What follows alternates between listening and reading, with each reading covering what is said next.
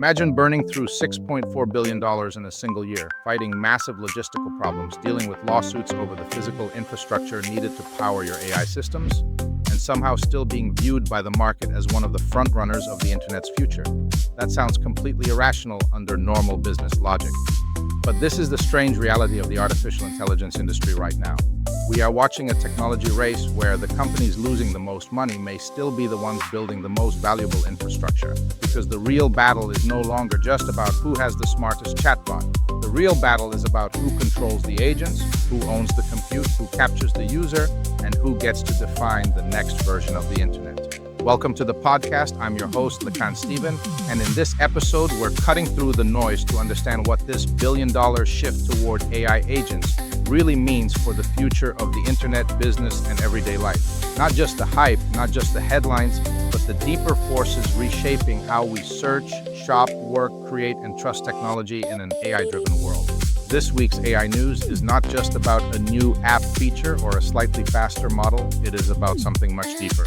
We are watching the internet's business model being rewritten in real time. Search is changing, software is changing, shopping is changing, coding is changing, the role of websites is changing.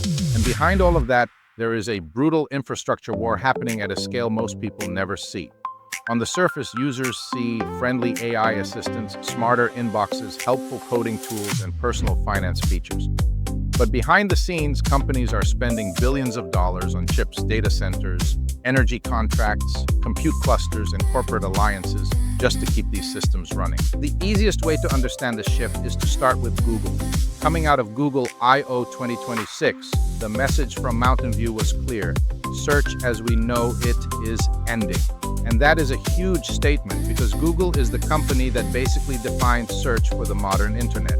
For more than 2 decades, the web has worked through a simple loop. You type a query, Google gives you links. You click those links, websites get traffic, advertisers pay for attention, and the entire digital economy keeps moving. But Google is now moving hard into what it calls the agentic era, and that means the internet is moving away from passive search results and toward proactive AI systems that do the work for you. That shift matters because a traditional chatbot is reactive. You ask it something, it responds, and then it waits. It is impressive, but it still depends on you to initiate every step. You have to ask the question. You have to copy the result. You have to decide what to do next. You have to open the website, compare the options, read the information, and complete the action. But an AI agent is different. An agent can maintain context, reason through a sequence of steps, monitor information over time, and act toward a goal without you prompting every single move.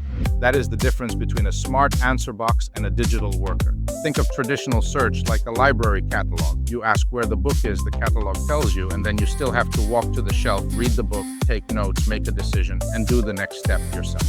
But the agentic internet is more like having a personal intern. The intern goes to the library, finds the book, reads it, summarizes it, compares it to other sources, buys the item you need, drafts the email, sends the update, and maybe does all of that while you are asleep. That is a completely different relationship between the user and the web. You are no longer navigating the internet directly. Your agent is navigating it for you. That sounds convenient for users, but it creates a massive problem for the current internet economy. Because if your AI agent reads the page, summarizes the content, compares the products, fills the cart, and gives you the final answer, you may never actually visit the website. And if you never visit the website does not get traffic. If the website does not get traffic, it does not get ad revenue. If it does not get ad revenue, the entire business model starts to break. This is the part of the agentic shift that is easy to miss. The user gets more convenience. The company that controls the agent keeps the user relationship. But the publisher, the blogger, the niche e-commerce store, the affiliate site, and the independent creator may get cut out of the loop completely. That is why this is not just a product update, it is a direct threat to the old web funnel. For years, businesses built around search engine optimization. They fought to rank on Google, get clicks, capture visitors, show ads, collect emails, and convert traffic into revenue. But an AI agent does not experience the internet like a human user. It does not care about banner ads. It does not browse casually. It does not get distracted by pop-ups. It does not need the same visual layout. It simply extracts what it needs, completes the task, and moves on. So if the agent becomes the main interface between humans and the web, then traffic itself becomes less important than agent access. And that is a huge restructuring of digital power. Google is not the only company pushing in this direction. XI is also building aggressively toward an agentic ecosystem. Their Grok models are being connected to self-improving agents, and they have released developer tools that live directly inside the command line interface. That detail matters. This is not a separate web page where a programmer asks for code, copies it, and pastes it somewhere else. This is an AI coworker living inside the developer's actual environment. It can write, test, revise, and interact with code where the work is already happening. That is the future of software, not just AI as a website you visit, but AI as a layer embedded directly inside your workflow. And once you understand that, you start to see why the infrastructure demands are exploding. If billions of people have agents monitoring inboxes, shopping across the web, coding inside terminals, analyzing finances, and managing tasks around the clock, then AI stops being a one-time question and answer system. It becomes a continuous reasoning layer running in the background of everyday life. That is far more computationally expensive than a normal chatbot session. A chatbot responds when you ask.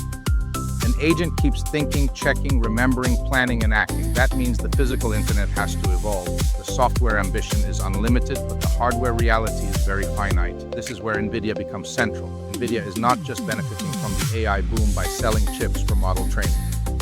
It is now pushing deeper into the next phase of AI infrastructure. Hardware optimized for running agents continuously. For the last few years, GPUs have been the star of the AI story. A GPU is excellent at parallel processing. It can run huge numbers of mathematical operations at the same time, which makes it ideal for training large models on massive datasets. But agents do not only need parallel processing. They need memory, sequencing, logic, context, and long-running task management. They need to remember what happened yesterday, apply it today, and adjust what they do tomorrow. That is why CPUs become more important in the agentic era. The GPU is like a stadium full of workers doing simple calculations all at once. A CPU is better at coordinating complex step-by-step logic. If AI is moving from one-time responses to continuous reasoning, then the hardware stack has to support that kind of persistent workflow. Nvidia's new generation of AI-optimized CPUs is part of that shift. The company is expanding from the training phase of AI into the deployment phase, where agents are actually running, reasoning, and interacting with users in real time. That is one reason demand for Nvidia hardware has become so intense. The market does not just need chips to build models, it needs chips to keep those models alive as always-on workers. But there is a problem. You cannot magically create enough advanced chips, power capacity, and data centers overnight. AI is running into physical limits: electricity, cooling, land, permitting, specialized hardware, grid access, construction timelines, and supply chains. That bottleneck is forcing companies into alliances that would have sounded bizarre just a few years ago. One of the most striking examples is Anthropic reportedly paying XI around $1.25 billion per month for access to XI's Colossus compute cluster. Just think about that for a second. A top AI lab paying another AI competitor more than $1 billion every 30 days simply to access compute. That sounds insane until you understand the bottleneck. Anthropic needs massive compute to train and run the next generation of models. But building a world-class AI data center is not like renting a bigger office. You need land, permits, construction, chips, cooling systems, energy contracts, grid capacity, security, networking, and months or years of execution. Even if you have the money, the physical world moves slowly. XI already has a massive cluster online. Anthropic needs capacity now. So the deal becomes rational, even if the numbers are staggering. It is like Ford paying General Motors $1 billion a month to borrow factory space because Ford cannot build new factories fast enough. This also shows how the traditional cloud model is being challenged. For years, the standard playbook was simple. If you needed servers, you rented them from Amazon Web Services, Google Cloud, Microsoft Azure, or another cloud provider. But AI infrastructure has become so large, so specialized, and so expensive that some companies are bypassing the traditional cloud model and negotiating directly for raw compute capacity wherever it exists. The question is no longer just which cloud provider do you use. The question is, who has the chips, who has the power, and who can keep the machines running? That is a very different kind of technology economy. Of course, this raises the obvious question: how can any company survive spending over $1 billion a month on compute? At some point, the bill has to come due. You cannot burn money forever just because the digital assistant is impressive. And this is where the AI industry appears to be splitting into three different survival strategies. One group is betting on physics, another is betting on workflow, and another is betting on capital. Those three bets explain a lot of what is happening right now. The bet on physics is XI. XI appears to be betting that whoever controls the largest physical compute infrastructure will control the future. The company is burning enormous amounts of cash, buying hardware aggressively, dealing with energy and generator-related problems, and pushing infrastructure as fast as possible. That may look chaotic, but the strategy is clear. If compute is the scarce resource, then owning compute turns you into the toll road. If other AI labs cannot build fast enough, they have to pay you to use your cluster. In that world, the company with the largest working infrastructure has leverage over everyone else. The bet on workflow is Anthropic. Anthropic's strategy looks different. Instead of trying to win the consumer attention war or own the largest data center outright, Anthropic is embedding its models inside corporate workflows. This is where enterprise deployments matter. When a major accounting firm, consulting firm, legal team, or global enterprise integrates Claude into daily operations, that is sticky revenue. If the AI becomes part of auditing, contract drafting, financial analysis, compliance, research, and internal documentation, the customer cannot easily unplug it. The deeper it sits inside the workflow, the more valuable and durable it becomes. That is also why developer tools matter. If Anthropic acquires or integrates tools that make its AI easier for software teams to implement, it reduces friction. Developers can build with it faster. Enterprises can adopt it more smoothly. The AI becomes not just a chatbot, but infrastructure inside the company. This is a more disciplined path to profitability. Anthropic does not have to own every consumer relationship on Earth. It can become the trusted AI layer for serious corporate work. That may be less flashy than consumer apps, but it can be much more profitable. Then there is the bet on capital, and that leads directly to OpenAI. OpenAI's reported path toward a massive IPO would not just be a normal public offering, it would be a market-defining event. If OpenAI goes public at an enormous valuation, it could absorb a massive amount of AI investment from retail investors, institutional funds, and Wall Street. That gives OpenAI more capital to compete in the infrastructure race, but it may also starve smaller AI startups. If investors pour money into the biggest public AI name, there may be less funding available for smaller private companies trying to compete. That is why an OpenAI IPO could reshape the entire startup ecosystem.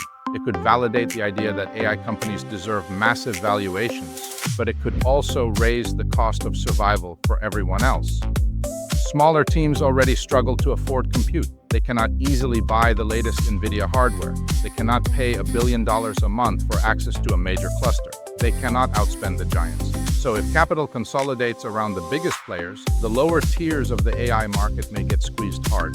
The AI race becomes less like a software startup boom and more like an industrial infrastructure war. And that is one of the biggest lessons from this moment. AI is starting to look less like traditional software and more like heavy industry. The popular image of AI is still very clean and digital. A text box, a chatbot, a slick app, a friendly assistant. But underneath that interface is a world of chips, copper, concrete, electricity, water, cooling systems, power plants, data centers, lawsuits, energy contracts, and billion-dollar compute deals. The future of the internet is being built on physical infrastructure. The cloud was never really a cloud, and AI is making that impossible to ignore. What makes this even more interesting is how personal the consumer applications are becoming. The infrastructure is massive, but the user experience is intimate. We are moving from asking AI to write a poem or summarize an article to trusting AI with bank accounts, financial planning, shopping decisions, coding environments, calendars, emails, creative projects, and possibly investment decisions. That is a huge leap in trust. It is one thing to let AI generate a song or draft a caption. It is another thing to let it see your financial life and make recommendations that could affect your money. That is why the infrastructure race is connected to consumer trust. The billion-dollar compute deals are not just about making models bigger for the sake of bragging rights. They are about making agents reliable enough to handle real-world responsibility.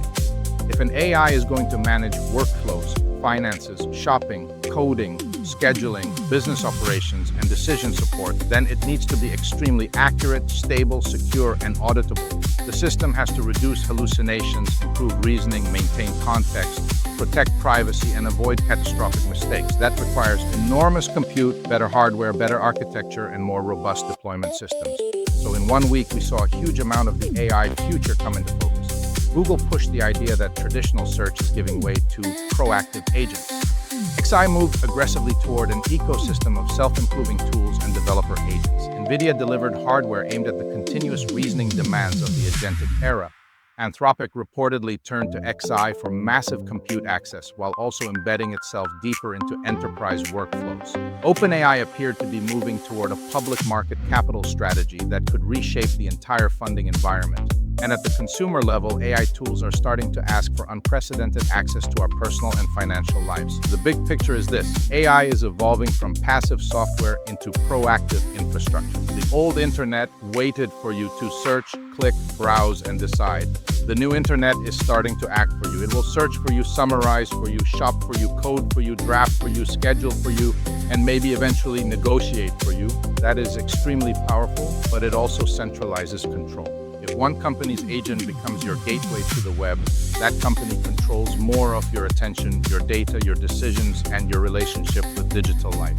And that creates a final, very uncomfortable question. If AI agents are now doing our searching, shopping, coding, planning, and financial analysis, and if AI companies are paying each other billions of dollars a month just to keep the compute running, what happens when an agent is tasked with optimizing its own company's infrastructure cost? What happens when the agents become smart enough to negotiate compute contracts, evaluate energy prices, allocate workloads, and make billion-dollar operational decisions faster than human executives can?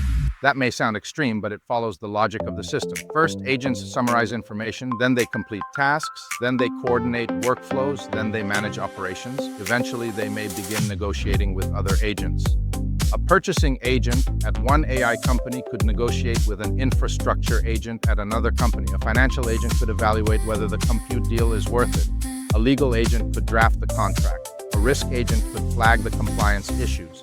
A human executive may still approve the final decision, but more and more of the work around that decision could be machine-generated. That is the real shift hiding underneath the headlines. The digital interns are not just going to the library anymore. They are reading the books, writing the reports, buying the software, managing the workflow, and maybe one day negotiating for the building itself. The companies that win this race will not simply be the ones with the best chatbot. They will be the ones that control the agents, the infrastructure, the trust layer, and the business model around autonomous digital labor.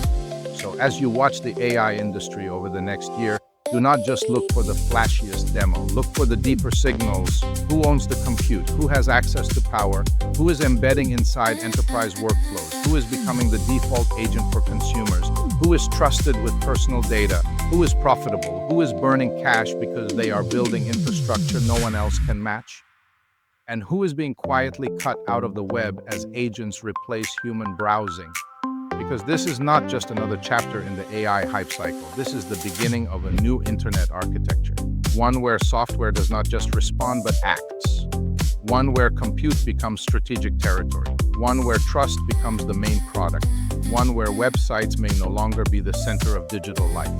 And one where the most powerful companies may be the ones that turn AI agents into the new interface between humans and everything else. And that wraps it up for this week's AI News Podcast. Thanks for listening. I'm Lekan Steven, and I'll see you in the next episode as we continue decoding the future of AI, business, and the digital world, one shift at a time.